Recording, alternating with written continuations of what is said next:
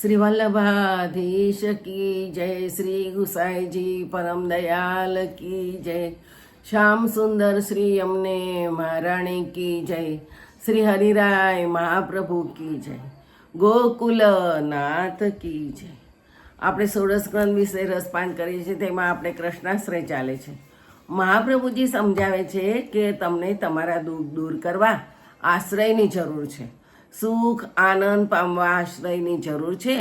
તમે વગર વિચારે ગમે તેનો આશ્રય ન લેશો, અનેકનો આશ્રય પણ ન લેશો.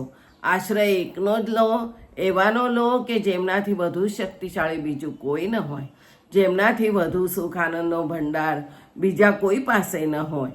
આખા જગતમાં એક જ છે અને તે છે કૃષ્ણ. કૃષ્ણનો જ આશ્રય કરો એમ કહેવામાં આવી છે. આપણે પાંચમો શ્લોક ચાલે છે. અપરિજ્ઞાન નષ્ટેષુ મંત્રેશ્વ વ્રતયોગીષુ તિરોહિતાર્થ દેવેશુ કૃષ્ણ એવ ગતિર્મમ. મંત્રનું પરિજ્ઞાન ન હોવાથી, વ્રતાદિકનો યોગ ન હોવાથી, વળી અર્થ અને દેવતા તિરોધાન થવાથી મંત્ર નષ્ટપ્રાય થઈ ગયા છે. તેવા સમયમાં શ્રી કૃષ્ણ જ મારી ગતિ હો. વૈદિક અને તંત્રોક્ત બંને જાતના મંત્રનું તાત્પર્ય તેમનું ફળ અને તેમના દેવતાના સ્વરૂપનું જ્ઞાન ન હોવાથી તે મંત્રો બહુધા નષ્ટ થઈ ગયા છે. ગુરુકુળમાં વાસ કરવો, બ્રહ્મચર્યાદિક વ્રતો રાખે અને શૂદ્રની સમીપમાં ન ભણે, એ વગેરે નિયમ રાખે તો જ મંત્રનું ફળ મળે. પરંતુ તે નિયમ રહ્યો નથી, માટે વૈદિક મંત્રો પણ ફળ સાધક નથી. તંત્રોક્ત મંત્ર તાત્પર્યનું જ્ઞાન ન હોવાથી, તેના અર્થ અને દેવતાનું તિરોધાન થઈ જવાથી તે પણ ફળ સાધક નથી.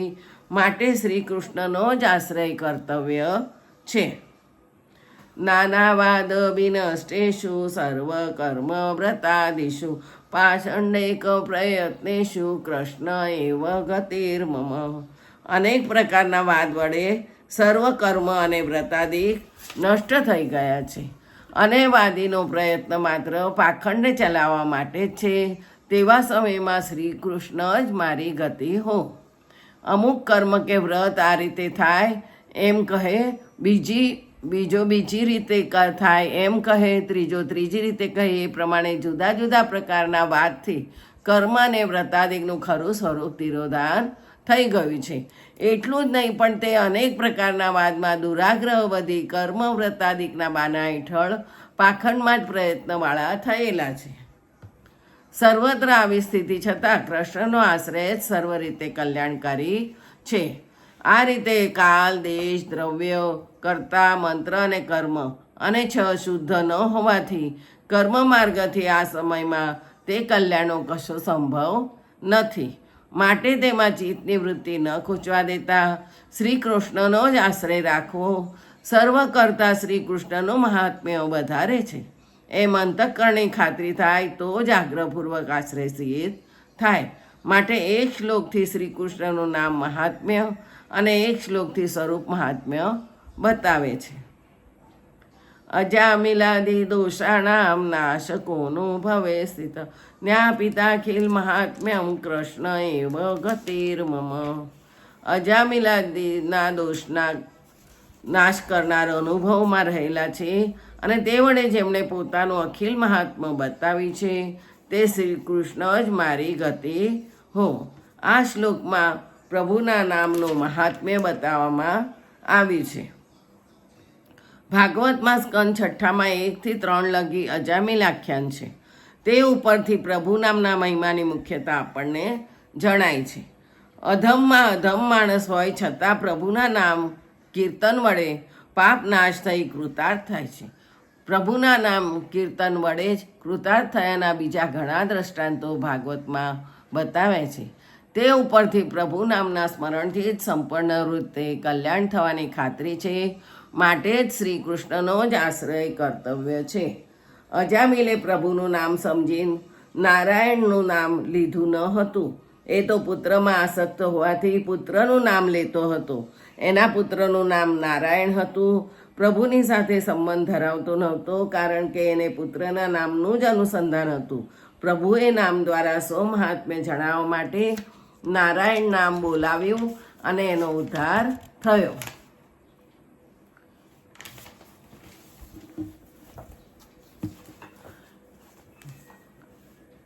બ્રહ્મયજ્ઞ અને અધ્યયનથી સાયુજ્યની સિદ્ધિ થાય છે અને અનિર્દેશ, અવ્યક્ત, વ્યાપક, અચિંત્ય, કુટસ્થ, અચલ અને ધ્રુવ એવા અક્ષરની ઉપાસના કરે છે. એ વાક્યથી પણ અક્ષરનું સાયુજ્ય થાય છે.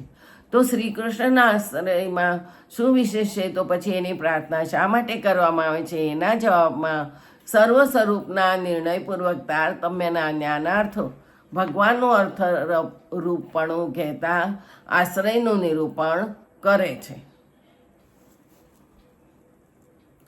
પ્રાકૃતા સકલા દેવા ગણિતાનંદકમ બૃહદ પૂર્ણાનંદ હરિ તસ્માત કૃષ્ણ એવ ગતિર્મમ.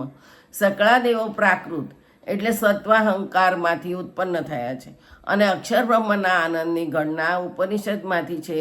તેથી શ્રી કૃષ્ણ જ હરિ એટલે સર્વ દુઃખોના હર્તા છે અને પૂર્ણ આનંદરૂપ છે. અથવા શ્રી કૃષ્ણથી જ પૂર્ણ આનંદ પ્રાપ્ત થાય છે અથવા શ્રી કૃષ્ણમાંથી જ પૂર્ણ આનંદ મળે છે. તેથી શ્રી કૃષ્ણ જ મારી ગતિ હો. કદાચ દેવોનું સાયુજ્ય પ્રાપ્ત થાય તો પણ દેવોને પ્રકૃતિની ઉપાધિ છે, તેથી એ મુક્તિ સગુણ છે. ભગવાન પણ આજ્ઞા કરે છે કે હે અર્જુન, બ્રહ્માના લોકથી આરંભી આ લોકો પુનરાવર્તનને વશ છે એટલે ફરીથી આવે છે. આથી એમ સિદ્ધ થાય છે કે બ્રહ્મલોક સુધી જેઓ ગયા છે તેઓને પણ સંસારમાં પાછું પડવું પડે છે. જ્ઞાન માર્ગમાં અક્ષરમાં મુક્તિ મળે છે, પણ અક્ષરનો આનંદ ગણિત છે. અક્ષર અવ્યક્ત છે. પુરુષોત્તમની અપેક્ષાથી અક્ષર અલ્પ છે. શ્રી કૃષ્ણ પૂર્ણાનંદ હોવાથી, મુક્તિદાયક પણ એ જ હોવાથી એના શરણની ભાવના કરવી. તેથી આચાર્ય ચરણે નિબંધમાં આજ્ઞા કરી છે કે શ્રી કૃષ્ણથી નિર્ગુણ મુક્તિ થાય છે, અન્યની સેવાથી સગુણ મુક્તિ થાય છે. અહીં એક શંકા ઉપસ્થિત થાય છે, શ્રી કૃષ્ણને તમે પૂર્ણાનંદ કહો છો પણ તે અંશ જ સિદ્ધ થાય છે. એ બંને કૃષ્ણ, યદુ અને કુરુકુલના ઉદ્ધારક ભગવાનના અંશ અહીં આવ્યા છે.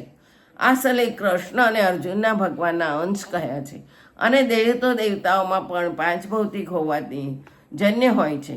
કૃષ્ણનો જન્મ શાસ્ત્રમાં શ્રવણ થાય છે. શ્રી કૃષ્ણ પૂર્ણ કેમ? તો એનો ઉત્તર એમ આપવામાં આવે છે કે ભગવાન ભક્તોની આરતી દૂર કરવા માટે અને સુખ દાનાર્થ પ્રગટ થયા છે. સ્વરૂપો પણ મૂળ રૂપમાં જ આવે છે.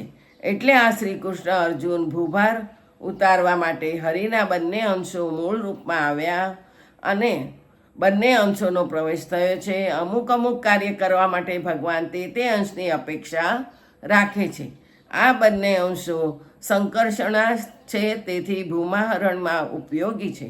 અંશનો જ એ અવતાર હોવાથી પૂર્ણ અવતાર ન કહેવાય, બાકી કૃષ્ણ તો પૂર્ણ જ છે. શ્રી કૃષ્ણ પૂર્ણ ન હોય તો વિરુદ્ધ થાય.